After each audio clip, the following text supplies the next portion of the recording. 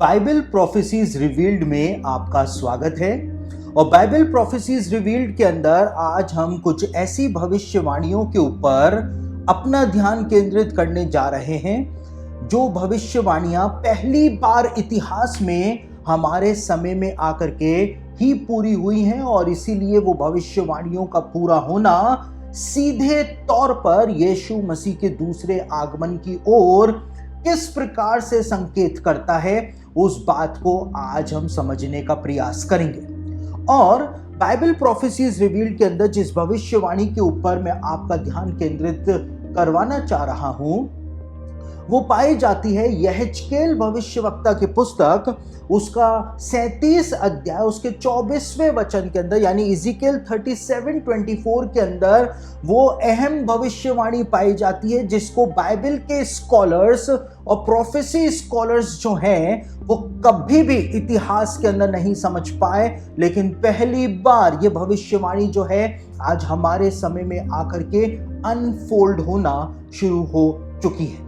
और वहां पर क्या लिखा हुआ है यहेजकेल 37 अध्याय उसके 24वें वचन के अंदर, वहां पे लिखा है, परमेश्वर यहेजकेल के द्वारा कहता है कि अंत के दिनों में जब मैं इज़राइल को, यहूदियों को वापस पवित्र भूमि के अंदर, इज़राइल देश के अंदर ले जाकर के बसा दूंगा, उसके बाद मैं क्या करूंगा। यहां पे लिखा है, मेरा दास दाऊद उनका राजा होगा, सो उन सबों का एक ही चरवाहा होगा, वे मेरे नियमों पर चलेंगे और मेरी विधियों को मानकर उसके अनुसार चलेंगे। यहां पर एक बड़ी अजीब किस्म की भविष्यवाणी परमेश्वर ने यहेजकेल के द्वारा अंत के दिनों के इज़राइल के विषय में प्रदान करी थी। और परमेश्वर ने इस बात को कहा था कि मैं अंत के दिनों में जब यहूदियों को देश देश में से जमा करके, इकट्ठा करके वापस उनके देश इज़राइल में ले जाकर के बसा दूंगा, तो मेरा दास दाऊद एक बार फिर से उनका राजा बनेगा। परमेश्वर ने इस बात को बताया था। और ये भविष्यवाणी जो है, इसके लिए प्रोफेसी स्कॉलर्स शुरू से ही बटे हुए रहे हैं और कई सारे प्रोफेसी स्कॉलर्स का ऐसा मानना रहा है कि जब यीशु मसीह का 1000 साल का शासन आ जाएगा, उस समय दाऊद वापस से जिंदा होगा और इज़राइल के ऊपर दाऊद जो है यीशु मसीह के नीचे राज्य करेगा। लेकिन आज जो डेवलपमेंट्स इज़राइल के अंदर हो रहे हैं, उन डेवलपमेंट्स को देखने के बाद यहेजकेल की इस भविष्यवाणी का दूसरा पहलू निकल करके हमारे सामने आ रहा है, जो कि बहुत ही ज्यादा सनसनीखेज है। और इस भविष्यवाणी को जब मैं आपके सामने खोलूंगा तो आपको समझ में आएगा कि जिब्राइल स्वर्गदूत ने जो भविष्यवाणी करी थी मां मरियम को, वो भविष्यवाणी कैसे आज अनफोल्ड होना शुरू हो चुकी है। यहां पे लिखा है, अंत के दिनों में मेरा दास दाऊद एक बार फिर से इज़राइल का राजा बनेगा। और आपको जानकर के हैरानी होगी कि 1948 से ही इज़राइल के अंदर ऐसे प्रयास किए जाते रहे हैं कि दाऊद के वंश को वापस से ढूंढा जाए।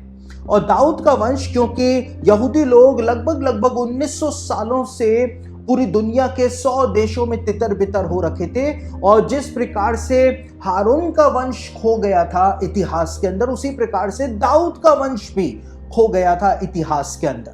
और 1948 से ही ये प्रयास जो हैं वो काफी तेज हो गए थे कि दाऊद के वंश को खोजा जाए, क्योंकि इज़राइल देश का निर्माण जो है वो हो चुका है। दाऊद का वंश यानी रॉयल फैमिली जो है उसको खोजा जाए, उसके वंशजों को खोज करके सामने लाया जाए।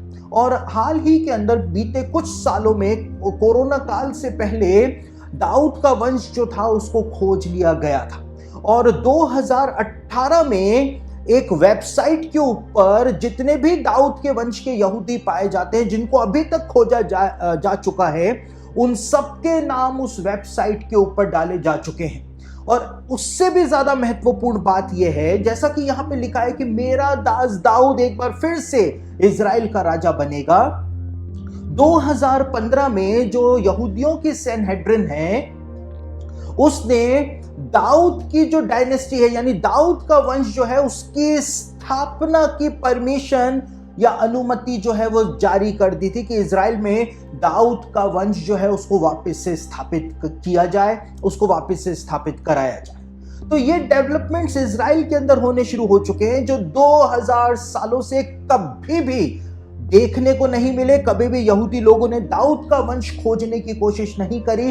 दाऊद का वंश जो कि इजराइल का रॉयल फैमिली हुआ करता था, जो इजराइल पे शासन किया करता था, उसको वापस से ढूंढा जा रहा है। दाऊद के वंश को स्थापित किया जा रहा है और दाऊद के वंश का और दाऊद के सिंहासन का इस प्रकार से स्थापित किया जाना इजराइल में एक बहुत बड़ी भविष्यवाणी के पूरा होने का संकेत हमको प्रदान करता है।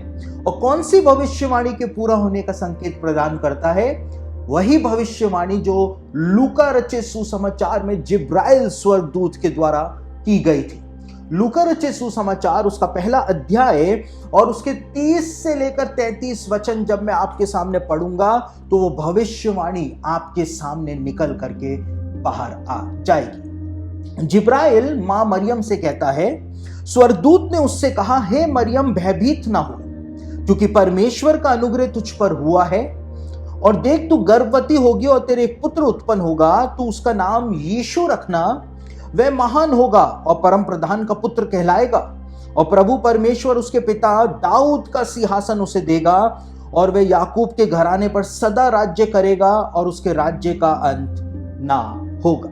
यहां पर जिब्राइल ने एक भविष्यवाणी करी थी। जिब्राइल ने इस बात को जोर देकर के कहा था कि तेरे बेटे को यानी यीशु मसीह को परमेश्वर जो है उसके पिता दाऊद का सिंहासन जो है वो प्रदान करेगा। यदि यीशु मसीह आज से 500 साल पहले वापस आ जाता, 1000 साल पहले वापस आ जाता, तो ना तो इजराइल देश का अस्तित्व था और ना ही दाऊद का वंश जो है उसके बारे में किसी को पता था। लेकिन आज पहली बार दाऊद के वंश को और दाऊद के सिंहासन को वापस से स्थापित करने की जो प्रयास हैं वो इजराइल में और यरूशलेम के अंदर किए जा रहे हैं। और यहूदी रब्बियों का और जो यहूदी सैनहेड्रिन है और बड़े बड़े जाने माने जो रब्बी हैं, उनका ये विचार है कि जब दाऊद के वंश को आज खोज लिया गया है, ढूंढ लिया गया है, तो ये इस बात का संकेत है कि दाऊद का जो अल्टीमेट वंश है यानी राजा मसीह जो है उसके आने का समय हो गया है, और वही आकर के दाऊद के वंश के रूप में इजराइल के अंदर अपने सिंहासन को लगा करके पूरी दुनिया के ऊपर राज्य करना शुरू करेगा। तो जो भविष्यवाणी जिब्राइल भविष्यवक्ता के द्वारा दी गई थी मां मरियम को कि तेरे बेटे को परमेश्वर दाऊद का सिंहासन प्रदान करेगा, और जैसा यहेजकेल ने कहा था कि अंत के दिनों में परमेश्वर कहता है मेरा दास दाऊद एक बार फिर से इजराइल का राजा बनेगा, वो भविष्यवाणी जो है वो बिल्कुल नए रूप में अनफोल्ड होना शुरू हो चुकी है, और वो यीशु मसीह के दूसरे आगमन की ओर भी संकेत प्रदान कर रही है। साथ ही साथ एक और भविष्यवाणी जो दाऊद से ही संबंधित है, आमोस भविष्यवक्ता की पुस्तक उसका 9वां अध्याय उसके 11वें पद के अंदर परमेश्वर ने जोर देकर के इस भविष्यवाणी को कराया था कि अंत के दिनों में मैं दाऊद के गिरे हुए तंबू को उठा करके खड़ा कर दूंगा। और दाऊद का तंबू परमेश्वर के लिए जहां पर आराधना की जाती थी, परमेश्वर की उपासना जहां पर की जाती थी, वो दाऊद का तंबू हुआ करता था।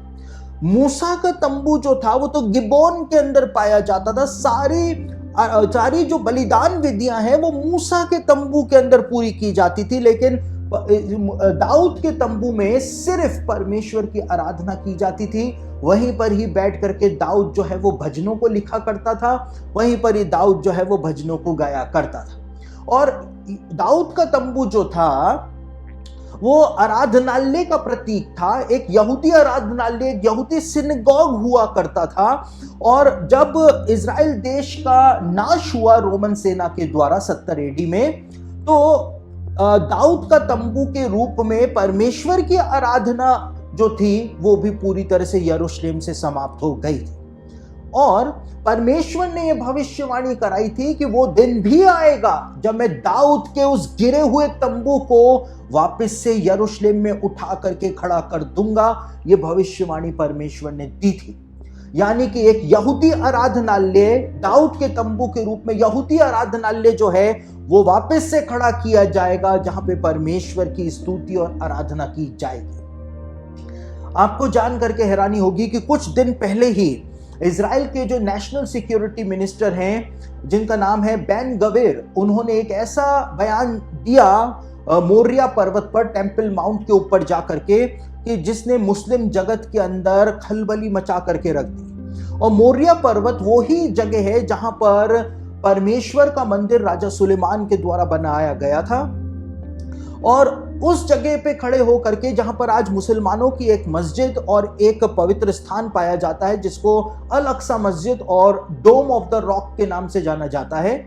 और बेन गवीर जो इजराइल के नेशनल सिक्योरिटी के मिनिस्टर हैं, उन्होंने कहा कि अल अक्सा मस्जिद के अंदर एक यहूदी आराधनालय का निर्माण कराया जाएगा। और जैसे ही ये वक्तव्य उन्होंने दिया, मुस्लिम जगत के अंदर एक क्रोध की लहर दौड़ गई कि मोरिया पर्वत के ऊपर जहां पर मुसलमानों की एक मस्जिद बनी हुई है, जिसको इस्लाम के अंदर दूसरा सबसे महत्वपूर्ण और पवित्र स्थान माना जाता है, उस मस्जिद के अंदर कैसे कोई यहूदी आराधनालय का निर्माण कराया जा सकता है।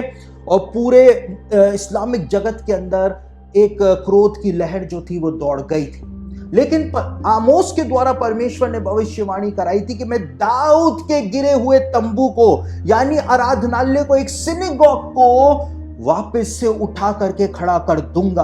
और ये इस बात का संकेत है कि हम अंत के भी अंत की ओर, हम अंत के क्लाइमैक्स की ओर अब अग्रसर हो चुके हैं, जहां इजराइल हमास का युद्ध चल रहा है, इजराइल लेबनान का युद्ध चल रहा है, रूस जो है इस युद्ध के अंदर पूरी तरह इन्वॉल्व हो चुका है, ईरान इसके अंदर इन्वॉल्व हो चुका है, तुर्की इसके अंदर इन्वॉल्व हो चुका है, चीन इसमें इन्वॉल्व हो चुका है, उधर सारे के सारे पश्चिमी देश और अमेरिका इजराइल की तरफ से इन्वॉल्व हो चुके हैं। हम अंत के दिनों के भी अंतिम चरण के ऊपर आकर के खड़े हो गए हैं।